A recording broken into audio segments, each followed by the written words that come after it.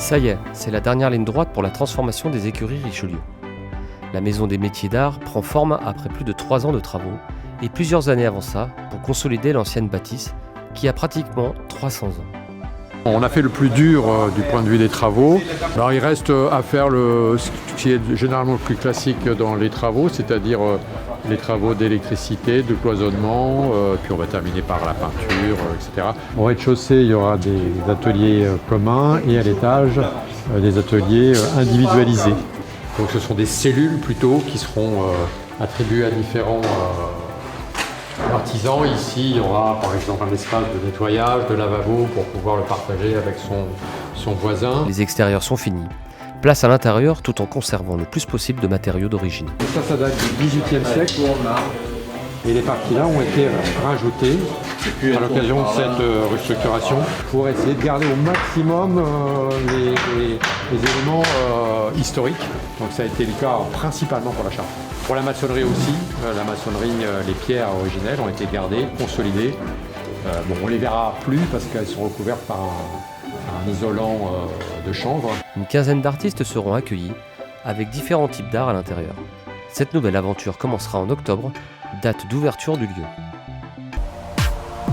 Les écrans sont très présents en LU et donc c'était intéressant d'organiser une journée pour déconnecter, les petits, les grands, tout le monde en a besoin.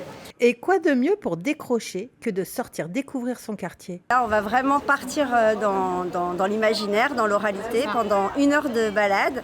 On va faire des lectures à 2 voix et on va accompagner ces lectures de musique. Et aussi des informations sur la biodiversité dans le quartier du Luth. Comme son nom l'indique, une balade contée mêle promenade et belles histoires. Mais ce n'est pas tout. L'idée, c'était aussi de faire découvrir à la population du Luth un petit peu ce quartier, parce que même s'ils vont dans les parcs, ils ne savent pas, même moi-même. Pourtant, j'ai vécu au Luth, je ne savais pas, par exemple, qu'à cet endroit, il y avait une réserve d'oiseaux, qu'à cet endroit, il y avait des papillons, des nichoirs, qu'à cet endroit, il y avait des arbres particuliers. Donc, en même temps, ils découvrent l'environnement dans lequel ils vivent d'une autre façon, et en même temps, ils ont de belles histoires. On est contente pour ça, pour sortir. Pour découvrir les choses qu'on n'a pas vues. Il y a des choses qu'on ne sait pas, est-ce que ça existe. Voilà. J'ai un billet, ça fait longtemps, mais avant on travaille. Et maintenant on est en retraite, mais on ne connaît pas grand-chose. Cette nouvelle manière d'en apprendre plus sur son quartier sera sûrement reconduite. On peut même se balader dans toute la ville avec nos histoires. Jouer ensemble plutôt que les uns contre les autres, tel était l'un des objectifs de la grande journée intercentre de loisirs organisée autour des jeux de société. 124 enfants de maternelle et 110 élémentaires y ont participé. Ce n'est pas une opposition de centres avec sa propre identité, mais bien une équipe qui est composée d'enfants de plusieurs centres de loisirs. Là, on les mélange, donc le but, c'est aussi de casser un peu l'esprit de compétition qu'il peut y avoir entre certains quartiers, parce que là, ils jouent ensemble dans un but commun. On est toujours sur une idée de lutter un petit peu contre l'identité des quartiers et de plutôt fédérer les enfants de la ville autour d'une équipe commune et de se rassembler en tant que jeunes villois. Après, ils peuvent être amenés à se rencontrer en colo. Ils peuvent être amenés à se rencontrer sur des rassemblements. Donc on est sur des quartiers différents, mais on est amenés à se croiser, à partager des moments ensemble. Il y a plein de centres, donc on peut revoir les gens que peut-être c'est des amis, mais qui sont dans d'autres écoles. Donc, et en plus, on peut du coup jouer avec des gens avec qui on joue jamais. On peut revoir des amis qu'on avait avant et qui ont déménagé. Je trouve que c'est une bonne idée de tous se réunir pour jouer aux jeux de société, parce que ça travaille l'esprit d'équipe. Et voilà, et j'aime bien, des fois je retrouve des amis à moi des autres écoles. Au lieu qu'on soit chacun dans son coin, dans sa petite école, on peut être tous réunis et là il y a un peu d'esprit de compétition, mais il n'y a pas que ça.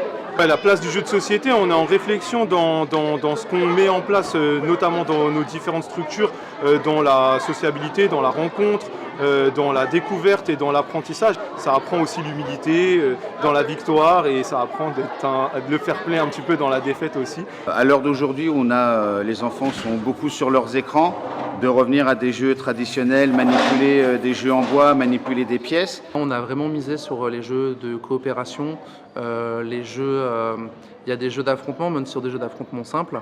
Donc c'est se rencontrer, c'est se confronter, c'est partager un moment, c'est s'amuser.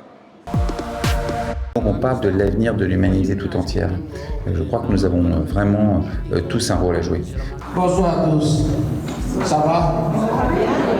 Ces derniers jours, Gennevilliers a eu l'honneur d'accueillir Mundia Kepanga, le chef d'une tribu papou reconnue internationalement.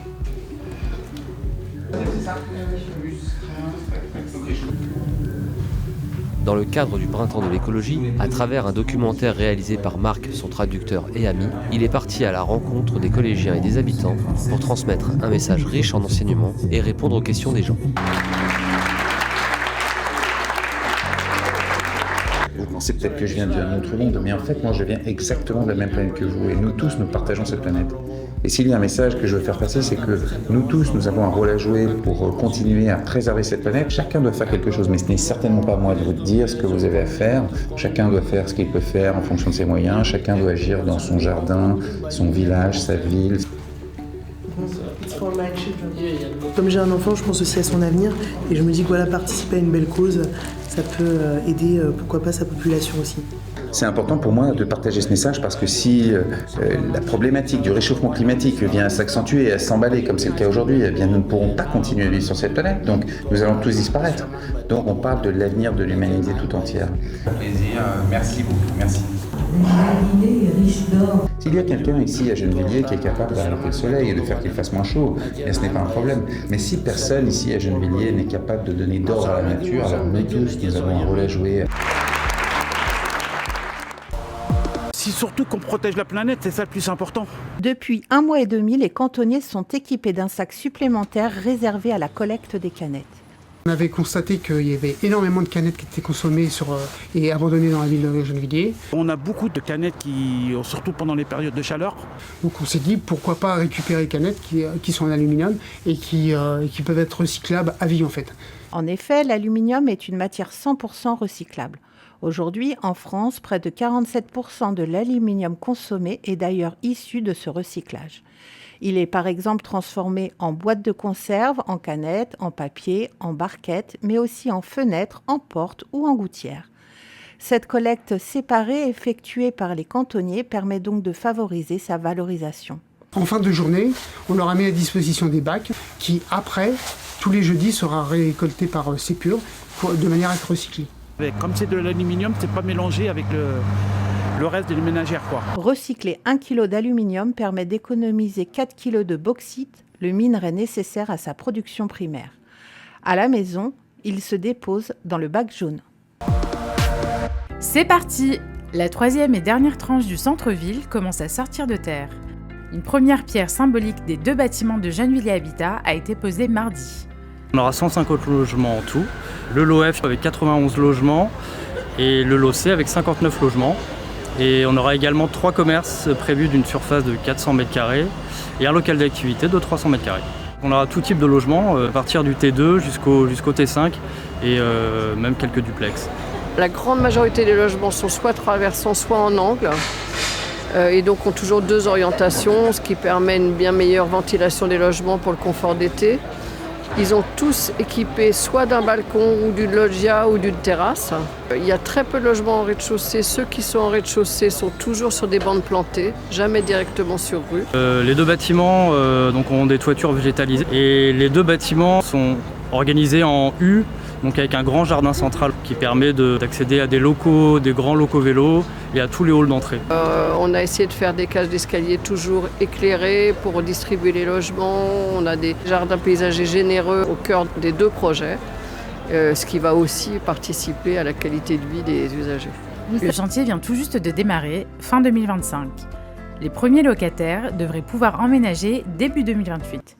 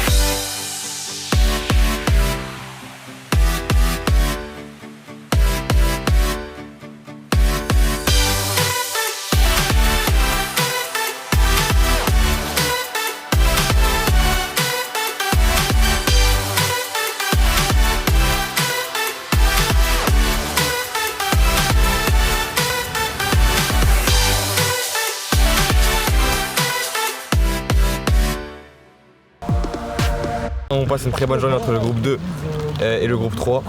Et donc je pense que la rupture va être encore plus difficile. Le projet 2047 km, parti début juillet de Gennevilliers, est toujours sur la route direction Stockholm.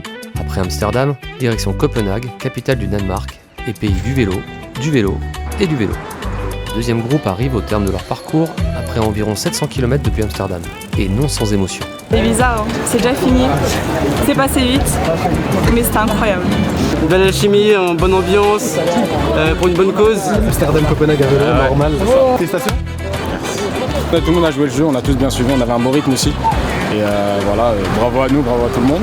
Après une arrivée bien fêtée, le lendemain, l'heure est à l'accueil du troisième groupe, qui va clôturer le projet avec un parcours qui les mènera jusqu'à Stockholm, capitale de la Suède.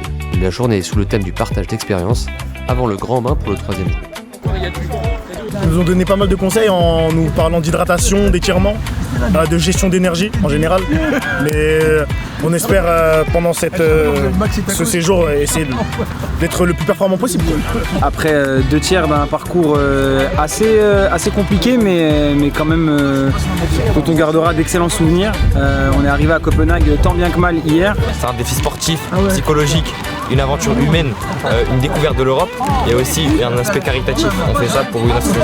C'est l'essence même du voyage. 1 kilomètre est égal à 1 euro et pour chaque vélo. C'est aussi important pour nous que les 3 groupes se rejoignent et qu'ils fassent corps eux-mêmes parce qu'ils pédalent tous pour la même cause. C'est vrai que s'ils ne se rencontrent pas, on perd quelque chose. Et pour ceux qui ont fini, l'heure du départ a sonné pour retrouver les leurs après 10 jours hors du temps et loin du quotidien. Vous allez me manquer. Et pour le groupe 3, tout commence. Les premiers jours, ça peut être très décourageant pour les groupes, donc on espère que ça ira et j'espère surtout qu'ils sauront prendre énormément de plaisir. C'est le plus important.